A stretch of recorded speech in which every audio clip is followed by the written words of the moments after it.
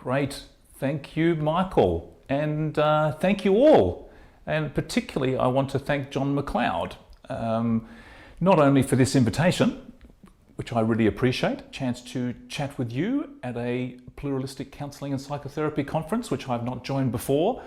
But I also want to thank John for his intellectual leadership and support and camaraderie over many years. So it's a great pleasure to be with you. And we had a bit of a chat about what might sort of be resonant for this event. And so I'm going to share some of those various stories. I really thrive on interaction. So I have a little iPad here where I can see the chat.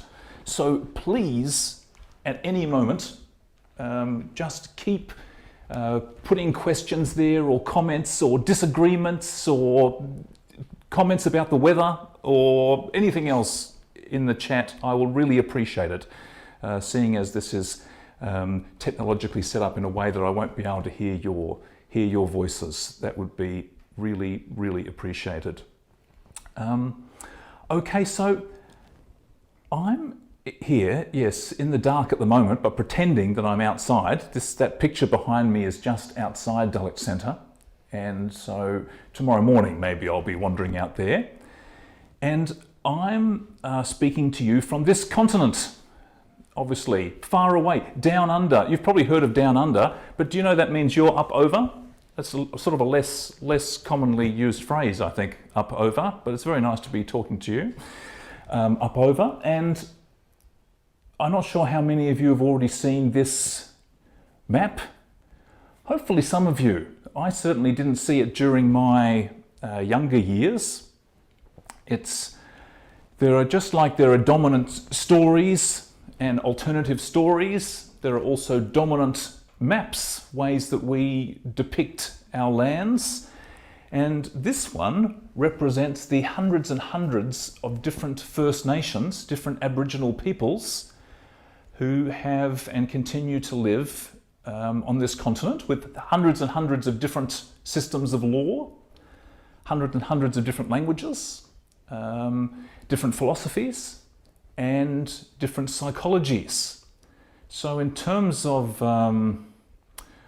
pluralism or multiple perspectives coming together, this continent is quite an extraordinary example. Now I'm here, yes, at Dulwich Centre in the city that's now called Adelaide, but it's on what we now also are catching up and referring to as Ghana land, because the First Nations peoples who have for tens of thousands of years been the caretakers and custodians of this particular part of the continent are called the Ghana people. So, and Ghana elders have been significant in the development of narrative practice. Now, it's not the topic for this talk, but if you came here, come in summer, our summer, you could then take a walk around those sorts of landscapes on this walking history journey. And if you're interested, I can send you the text and even send you links to where you can hear the audio files. And Auntie Barbara Wingard, Senior Ghana Elder and Aboriginal narrative practitioner, tells the story of particular histories all around this, this part of the southeast corner of Adelaide. And when we do training now, people come for a week's narrative therapy training, we actually don't start sitting in the classroom. We start by walking together and engaging with these particular histories. So I can't obviously do that with you now, but I just wanted to give a bit of a sense of where I'm speaking from and how these sorts of engagements with history are transforming pedagogy, transforming the teaching of therapy, and much, much more. This land is understanding itself very differently as we continue to reckon with our history. Anyway, I will probably mention throughout this hour that I could send you things, and I will, but I will forget. So actually, I really need someone to make a list of anything that I say that I could send. Would someone be happy to volunteer to make that list? I saw Barbara kindly has written in the chat saying that they would like. Barbara, would you be happy to make a list for me? Yes, wonderful. Thank you very much, Barbara. Okay, so first thing on that list is to send this information about the walking history journey, but I'm bound to say other things that I will forget. Okay, so that's just a bit of the context. What I thought I'd start with is this idea of metaphoric practices. I know many of you already engage with metaphor, and all of us work with the stories of people's lives. And of course, we do that in different ways, but realms of story and history, I think, are of interest to all of us. And in the field that I'm in, narrative practice, narrative therapy and community work, we're also, as many of you are, I'm sure, vitally interested in local cultural knowledge, insider knowledge, and folk psychologies as well as expert psychologies. So what I've found absolutely fascinating are situations where we're invited into contexts very different than our own and are being asked, challenged, invited to try and come up with ways of working that will be resonant in a particular context. And lots of the contexts from white Australia are not resonant necessarily in other places. So as a result, we've had to form cross-cultural collaborations and then develop cross-cultural inventions. And I really loved this process, and I just want to share some of those with you, and also try and illustrate a few principles along the way. And I did promise John that I'd also include a song. So we'll include a few songs along the way, and I hope this will be both practical and hopefully resonant with some of your areas of interest. But I will rely on you putting things in the chat with questions or other ideas that will really, really help me. So there are lots of these metaphoric narrative practices that have now been developed. But what's more exciting to me is thinking about which ones you might develop in collaboration with the people with whom you work. I'm much more interested in continually expanding the field rather than just confirming it. So I'll just mention some of the ones that already exist. And the first one, which you may have heard of, because in the UK many people are engaged with it, it's called the Tree of Life narrative approach, and was developed by Ngazelo Nkube Malilo and I in response to children in Zimbabwe who were struggling with profound hardships, particularly in relation to having lost many loved ones due to HIV/AIDS. So these metaphoric practices, while they are very deliberately accessible, easy to engage, they're also meant to be, some of them at least, able to be engaged with some degree of fun and lightheartedness. They're actually developed from and for contexts of profound social suffering. And that was true in relation to the Tree of Life. And the idea is that we can create something, create a visual image, in this case of a tree. Different aspects of the image or the metaphor are related to different aspects of our identity. And we do this in ways so that these kids could get more in touch with their skills and abilities and what they give value to. Also be able to do a collective process so they can talk about hardships, but very deliberately in ways that wouldn't bring more nightmares wetting the bed, all the sorts of things that were happening when Ngazelo and her team were asking the kids to speak in the first person or to speak directly about their lives. Sometimes speaking directly about hardships can actually be pretty problematic, as I'm sure you're well aware. So this was the first metaphoric practice, and I can send lots of different information about that. There are lots of people in the UK who offer workshops, and Ngazelo often comes to the UK. So I'm not going to talk more about the Tree of Life, except to show these pictures. Okay, just to give you a glimpse then, we were working with colleagues and a community of Tamil refugees in Toronto in Canada, and they weren't so interested in trees as a metaphor or an aspect of local culture, but they were passionate about kites. They said, can't we do something about kites? It's as if kites represent the Tamil people. We've had to flee for our lives, and kites were an aspect of folk culture that lit up people's eyes. Despite hardships, their eyes lit up when talking about kites. So we collaborated and created a methodology in relation to kites. Colleagues in Hong Kong working with young people, they said they're not interested in trees, they're not interested in kites, but boy, they're really interested in their smartphones. Could we use the metaphor of a smartphone and unpack this and relate this to their identities? And yes, we absolutely could. The song lists, the apps, the wallpaper, anyway, I can send you information about how this metaphor was being engaged with in Hong Kong.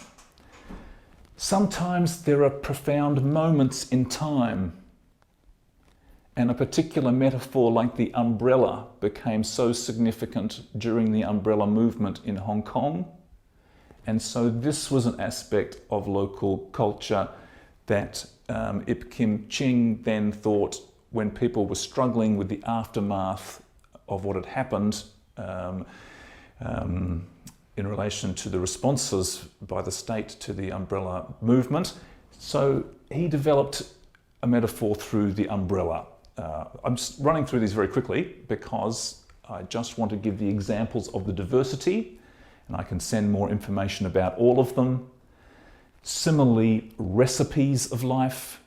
Now I saw actually someone, is it Donna? Donna, you look like you're in a fantastic kitchen and could really help me do developments with the recipes of life.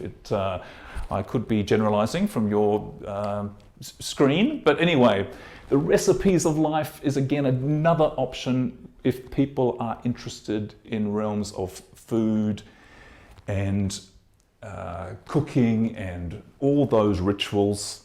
And we can speak about sharing recipes of how to get through hard times and creating recipes of stories and skills of survival knowledge and then sharing these. Anyway, I'm sure you get the idea. There are many of these. I want to give you that sense because I'm going to just talk about one now, the team of life. And it was created again in a specific context. And it might not be relevant for you, or more importantly, it might not be relevant for the people you're meeting with. Because each one of these methodologies are created in order for them to be resonant with whoever we're talking to. It doesn't matter if we're so interested in that aspect of local folk culture. It matters if the people we're meeting with are, because they will then have a rich vocabulary in that area of life. Our Tamil friends had a rich vocabulary about kites. Others have rich vocabularies about recipes. Anyway, and some have rich vocabularies about sporting realms. I think you've got two pretty big events happening there in... sorry, Michael. Hi, David. If you're wanting us to be interactive, can I draw your attention to a question? You're talking about folk cultures there. the question from Kate Smith, asking, do you define mainstream versus folk cultures? I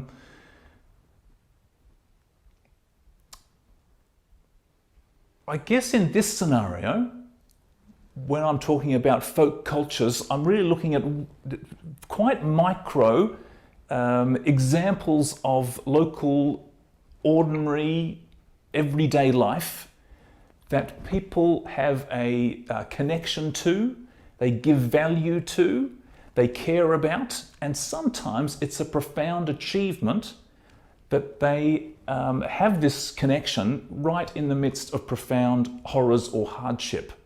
So that's sort of what I mean by these local folk cultural rituals and meanings. Let me give you an example of this story of where the team of life emerged from, because it might give you a sense of how we can notice these and then develop our ways of working from them. So colleagues in Uganda, Caleb Wakungu in particular, and Barbara, Barbara, if you could make note of work from Uganda to remind me to send it, does sparkling community work in rural Uganda.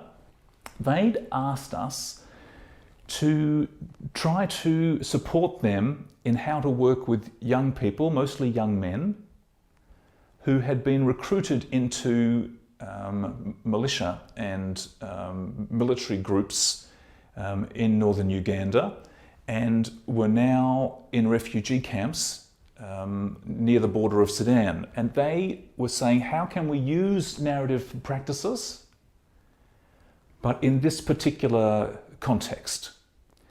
And when our team visited at their invitation and we got to the refugee camp, the young people were playing football, the round ball football that was, I think, you have a connection to in your country and broader culture there. The round ball game was being played and embraced with verve and delight and teamwork right in this midst of a refugee camp. With grace and kindness to each other and celebrations of each other when there was a goal that was achieved. And it seemed that the problems of memory were not haunting people when they were on the football field. Then they got called over to meet with our team and they were asked to speak in the first person about their lives. And suddenly all that energy and vigor and social cohesion and connectedness evaporated, and shame came like moving over all of us, and their heads went down, and it was just so clear that as you know, the people who've been invited there, our very presence was being linked to this idea that you would get people to talk directly in the first person about life. It was clear we were somehow participating in or creating this really a ritual of degradation. But it's such a common idea that you would need to get people to talk in the first person. Anyway, these young people were clearly showing us something else. They'd just shown us that there was an aspect of local culture, local folk culture, in this case football, and how they were engaging with it, that was very, very meaningful. And can't we then use that as the starting point for our practice? So it was a real challenge to me, an offering, I thought, from these young folks. So that led to the development of the team of life approach. And I'm just going to talk about it pretty quickly, and then I want to show you a video, a short video, of what it's made possible for a young person and their family here in Adelaide, right back in a different part of the world. So with any of these methodologies, we start by trying to represent our identities in sort of visual or metaphoric form, and each metaphor offers different things, so they all look different. But in this case, football, or any team sport, actually is a very powerful metaphor for a collective sense of identity. Because we can ask, like, if your life is a team, who would be your goalkeeper? Which at first I thought was just a boring football term. But when you think about it as, wait a minute, there's something going on in this aspect of culture. Goalkeeper is actually a beautiful phrase. Who is protecting your goals in life? And they could be alive or no longer alive. It's probably hard for you to see, but this young person put mum and God as their goalkeeper. We can ask, who is your coach? They can be alive or no longer alive. They don't even have to be embodied people. They could be heroes, fictional characters, links to religion. But people start to make this team identity. Obviously, there are many other aspects of teams. You don't need to tell me to tell you that. Once we've generated, where are the different people on this team, who's helping to score goals, who's helping to defend your team, who's cheering you on, who are the, spectators.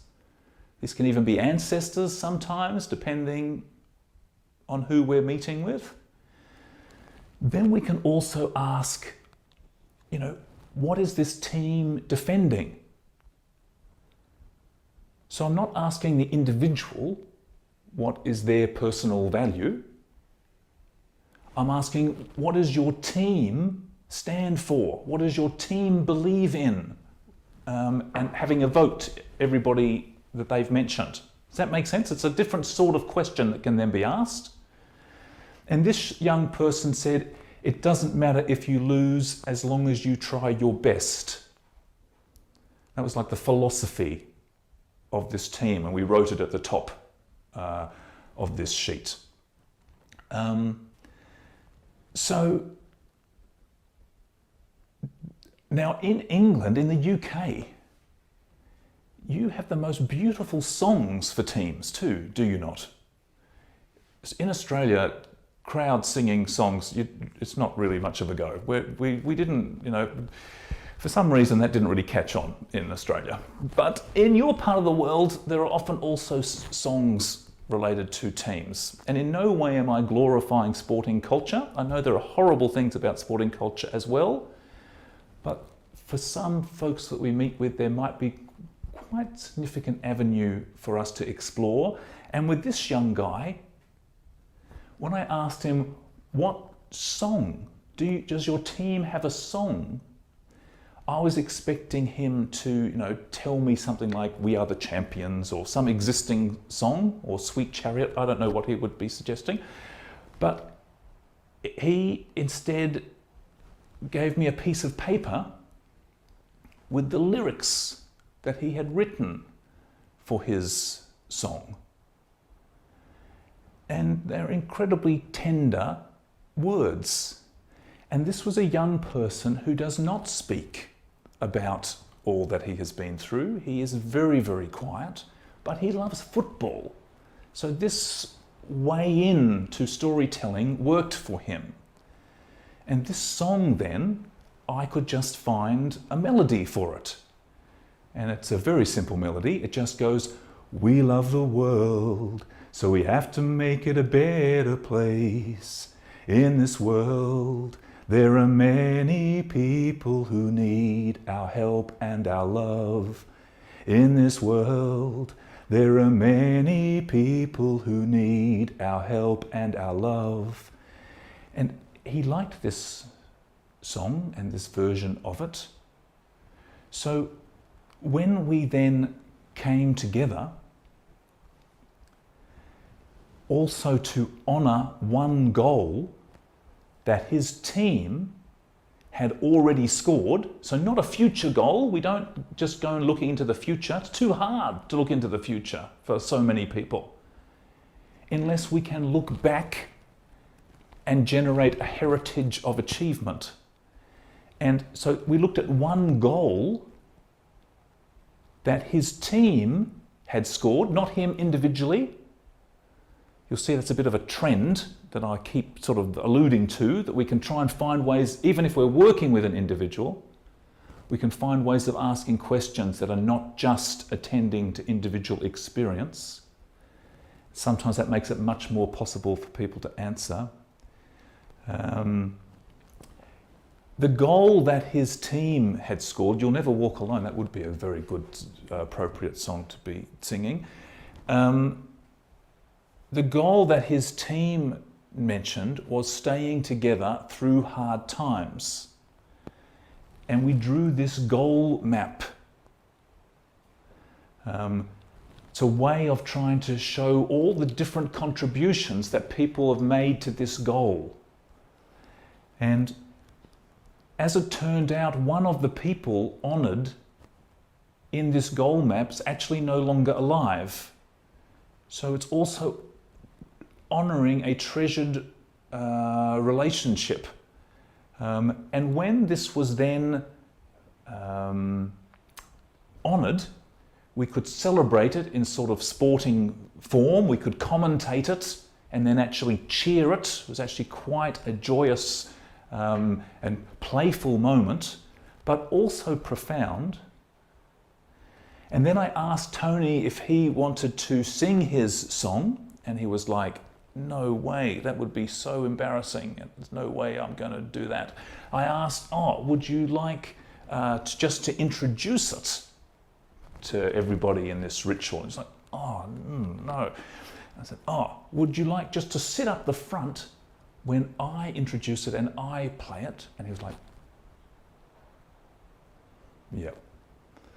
So then we could play that song that I sang a minute ago in the context of honouring this goal map that had been scored. And you see what becomes possible through this metaphoric practice. I know that I wouldn't have known what to do to make it possible for this engagement with story unless it was through some aspect of life that this young person could really relate to. It was only through metaphor. I'm just going to pause because I want to read all the things in the chat because I've covered quite a few things here already and I know there's activity there. So let me just have a quick peek at the chat here before I go further.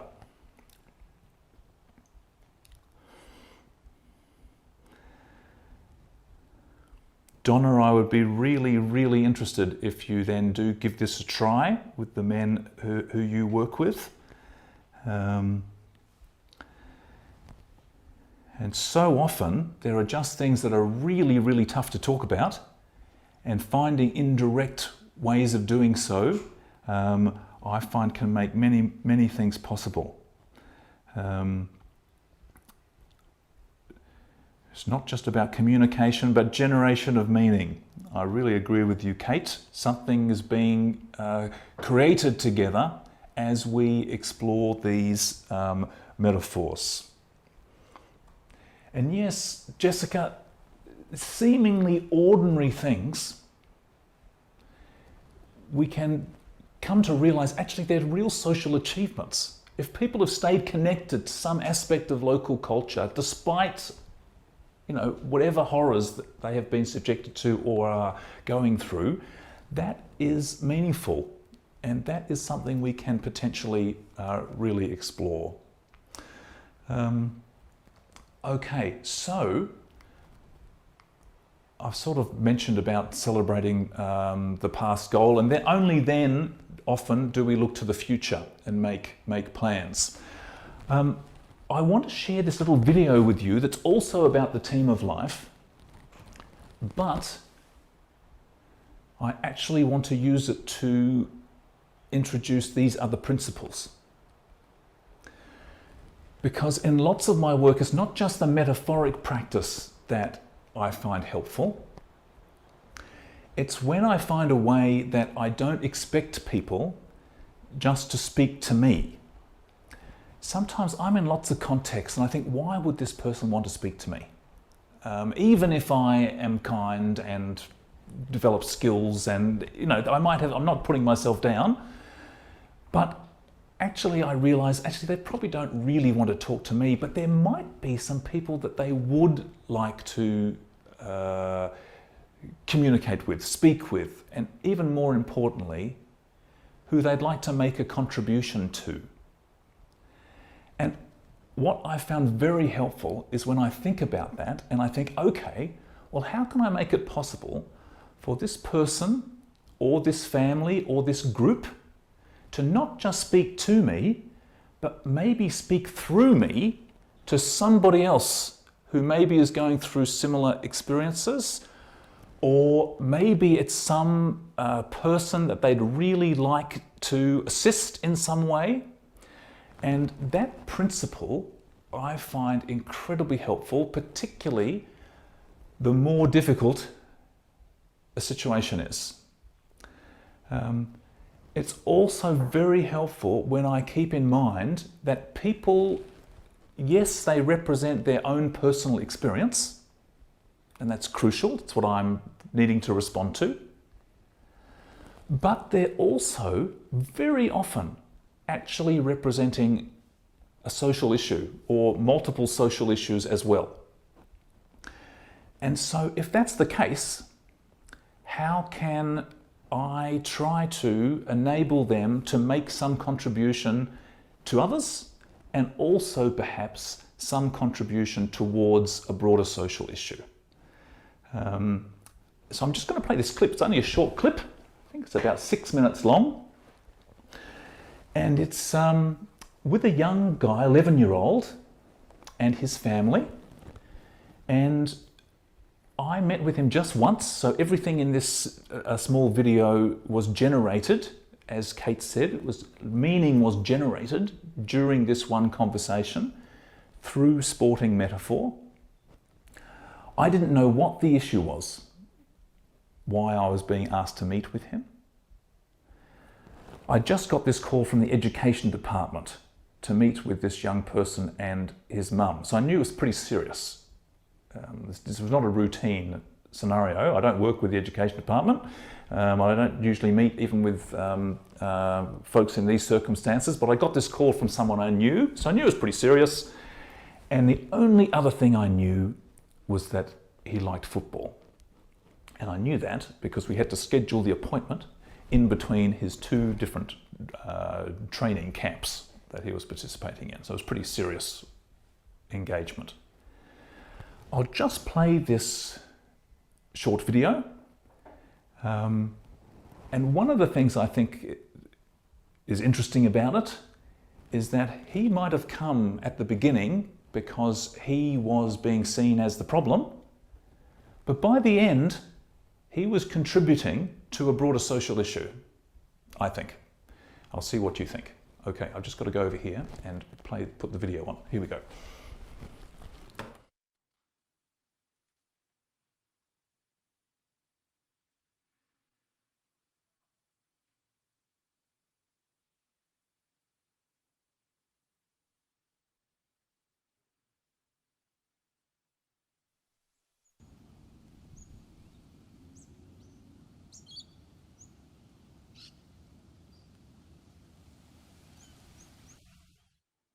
I've been playing football since I was 4. I'm currently at a Barcelona camp, even though I support Real Madrid. My mum says she has photos of me when I was only 1, probably still not walking but kicking the ball. This is my team of life. If you look closely, you might see that my coaches are my mum and dad. They have taught me to look after myself and care about others. They teach me in a fun way. They are good coaches. They have Probably learn how to look after themselves and care about others from their parents. My goalkeeper is my bracelet and my wooden cross. They protect me. They make me feel safe in hard situations. When I take my bracelet off, it makes me feel bad. It connects me to my religion. My brother, my cousins and my friend are all in the back line. They always stick up for me. And I'm in the midfield. I'm the captain with the C next to me. My dad is right next to me. In the midfield, we need to think before. We need to predict what might happen next. And we need to be allowed to really communicate with all the other players. The wingers bring the ball forward. My auntie is always there. She's always doing things. She makes fun for me. On the other wing is my grandpa. He always says kind things about me. And there are the strikers, the ones who score the goals. My favourite strikers are Suarez and Vardy. On my team of life I have 2 strikers. One of my strikers are the actual soccer ball. It's a very important part of my team. It keeps me free from freedom. I have one favourite soccer ball and it came from my mum and dad for my birthday. I'm going to keep it forever. It's an official match ball. My other striker is school. School helps me. I need to be smart. School helps me in life.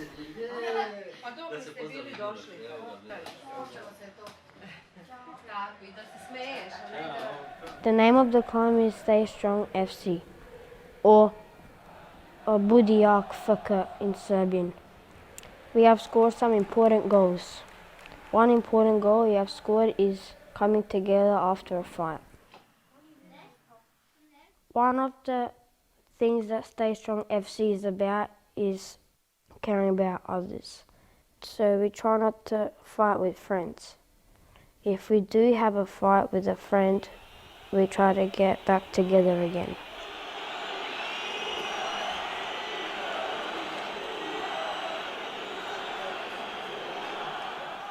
We have strategies for this. Notice if your friend is starting to get angry with you, walk away, don't talk, apologize, try to forget about the bad things, be good again, try not to have a fight again anymore, be good friends for a long time.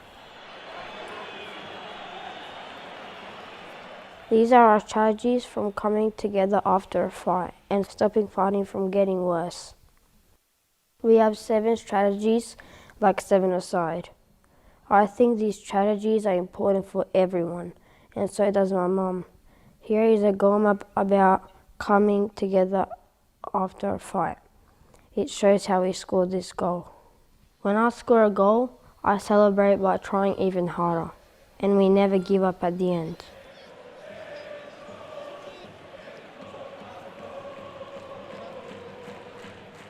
The next goal for Stay Strong FC is to turn a small thing into a big thing. The next goal is good behaviour at any place. In football, you need to train to be the best, so we also need to train for good behaviour. We have 4 different training exercises. Calm your nerves, don't get angry at people, just ignore them, be kind, and share stuff with people. If there are any other people who are trying to achieve this goal, we have a special idea for a training exercise to calm your nerves.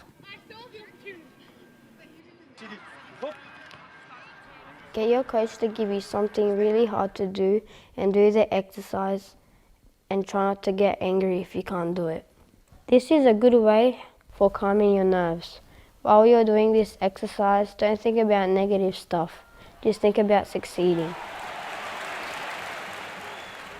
This is Stay Strong FC and I'm 11 years old.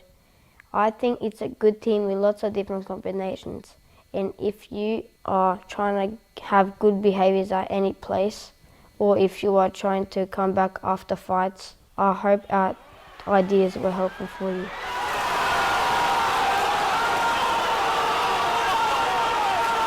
Goal!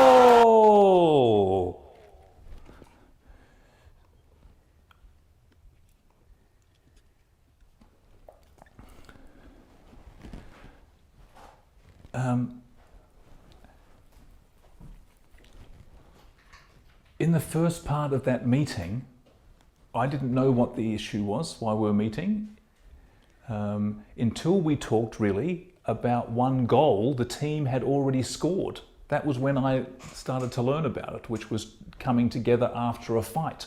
It was only at that point that this young man's mother suddenly, I think, thought, okay, now we're getting somewhere. I thought before, she probably thought, why are we talking about football? We talk enough about football, I suspect, in that house. I could only imagine. But do you see how what might have started off as being seen as a problem in relation to this young person, and clearly the fights were a really significant issue by the time I would be getting called. But by the end, this family is making a contribution, this team is making a contribution in relation to this broader social issue of fights. Young men's violence, older men's violence is obviously an absolutely profound social issue, devastating effects. It's actually why I come to be engaged in narrative practice in the first place, through that social issue. And in this, in all our narrative practice work, we're trying to think, how can those struggling in relation to a social issue make some contribution? I'm seeing some lovely comments in the chat here. When that video was then launched, all his family was there, and it wasn't just, individual achievement. That would be quite fraught if the achievement then got located only in the individual. This is a team effort, team contribution. Okay, so I hope that this sort of engagement in relation to metaphor might be relevant in your context. I've just shared one methodology in any detail, and there's more to it that I haven't shared, but I can send information about that. And if you're interested, I can also send information about those other metaphoric practices I mentioned. But again, I'm particularly interested in how you might unpack, really explore with people whichever aspect of local cultural life is meaningful to them, and then think, how could our conversations work through that metaphor, and in turn honour people's own skills and abilities. Weren't they fantastic strategies that this young guy came up with? Like, just wonderful, wonderful ideas that I could never have dreamt of. And having seven aside, like when you're working within what people care about, it's so much easier for them to then come up with these ideas that completely beyond what we would imagine. And that last training exercise to train your nerves. Anyway, I loved it. So I'll just peek at the chat again, in case there's anything I should be attending to.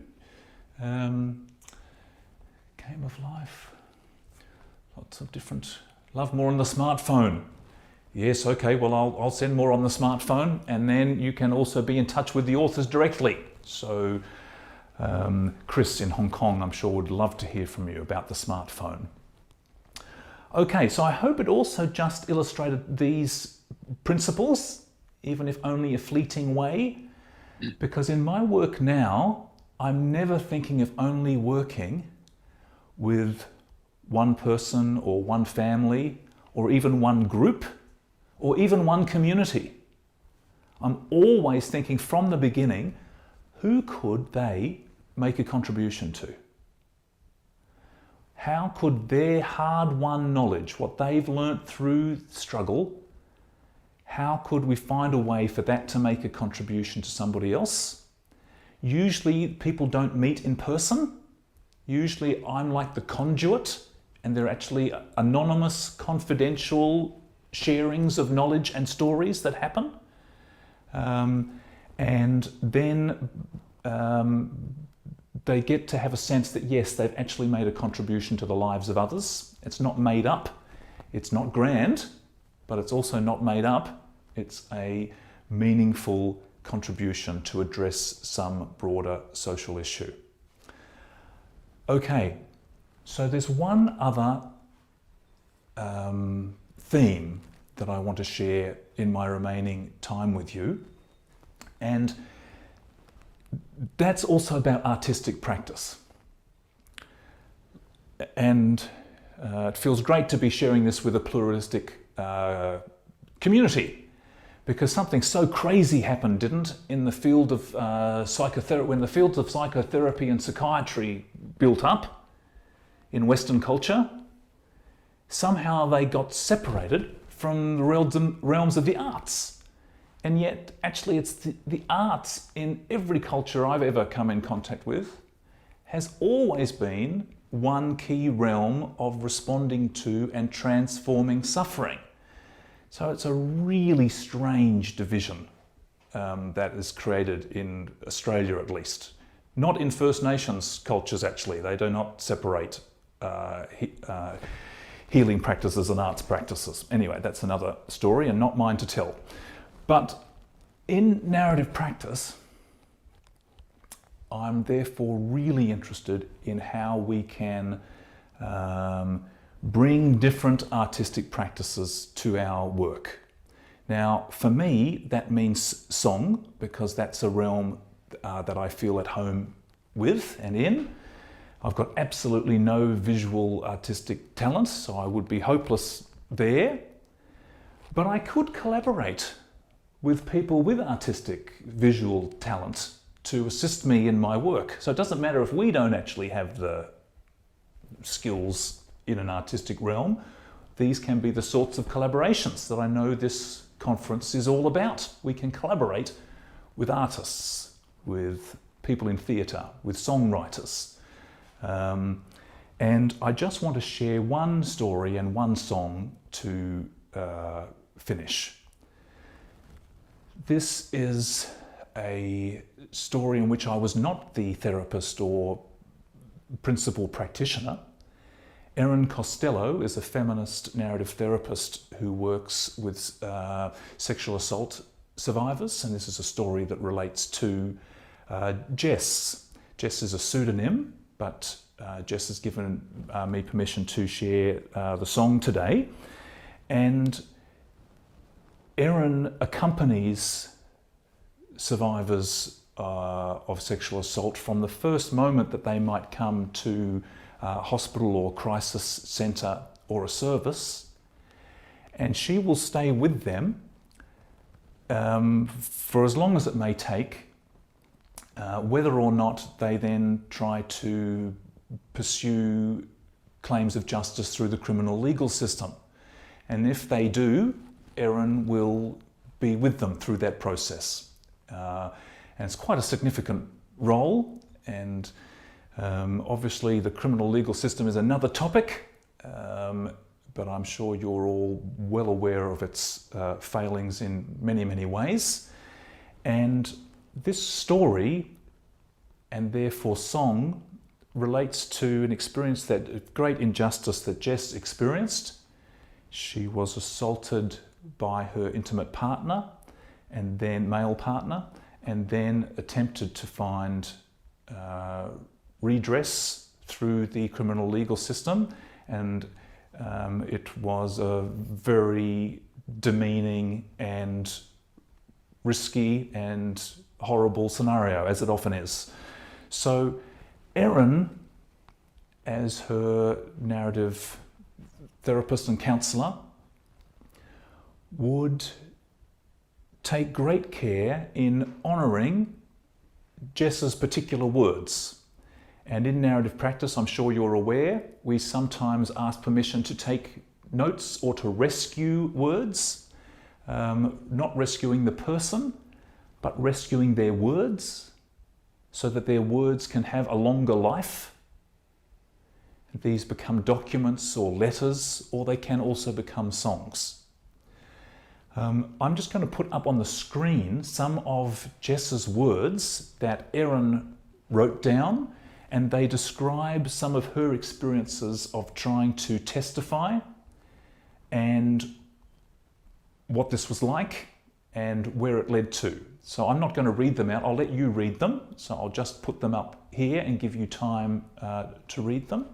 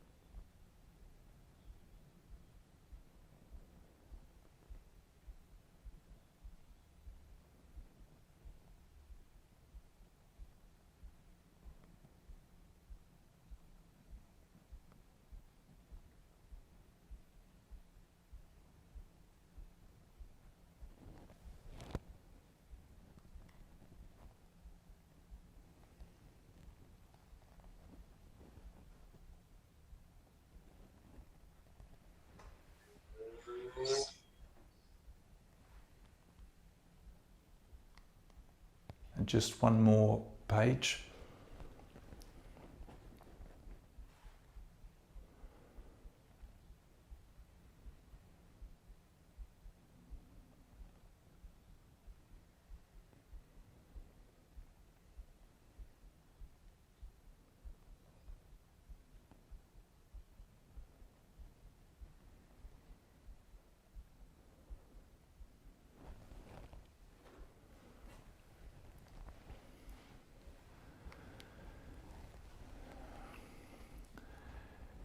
So profound injustices upon injustices. And unfortunately, at least in Australia, this is all too common. Both the epidemic of men's violence to women and the appalling responses to it culturally and socially. Erin and Jess then came up with a title for what she had written. And this was the title, There is So Much More to This Story. And they wanted to share this with others. It's part of a longer presentation. I'm just sharing a part of it today. And when Erin shared this and I heard it, as a witness, I wanted to think of some way of responding. And in narrative practice, there's quite a tradition of thinking about outsider witness responses. And they can take many, many forms, different ways of acknowledging the testimonies that might be shared with us. The form that I chose in this situation was to write a song from Jess's words, pretty much just her words, you will see, but I did add just a few, and I've highlighted which ones I added. So I'll just play this song, and really because I think us bringing together all that we can to honour survivors' stories is so significant, I just we'll play this song now.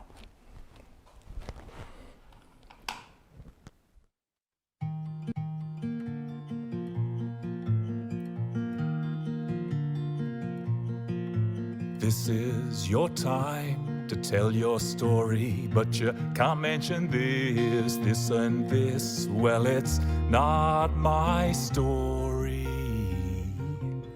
Then is it?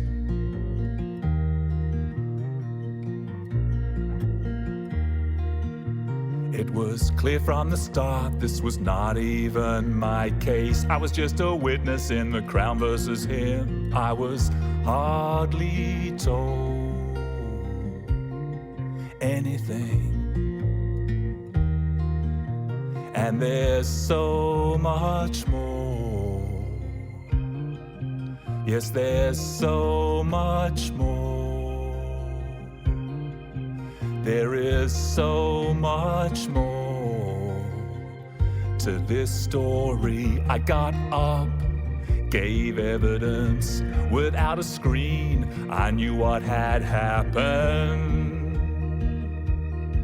But there is so much more, so much more, so much more to this story.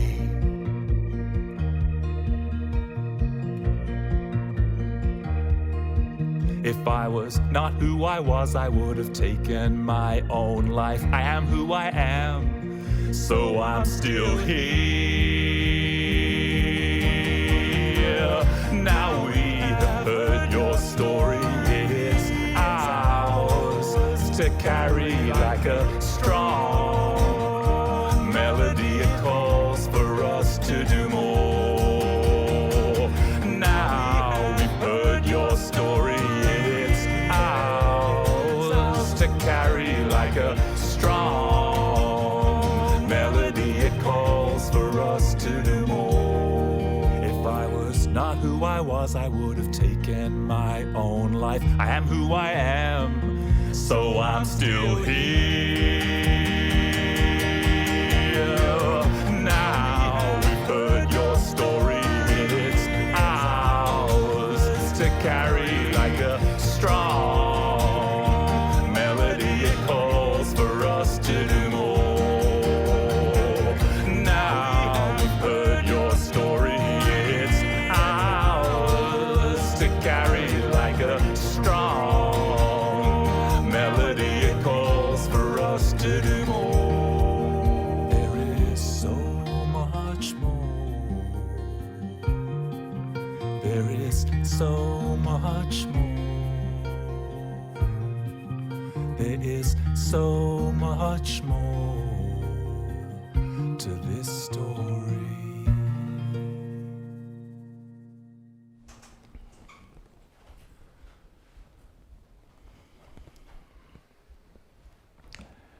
So they're very, very powerful words, aren't they? And I've heard them before, so I just want to acknowledge that it's a pretty powerful testimony. And Jess knows that I'm sharing the song today, so if anyone wanted to send Jess any responses, I can pass them on. But I know also that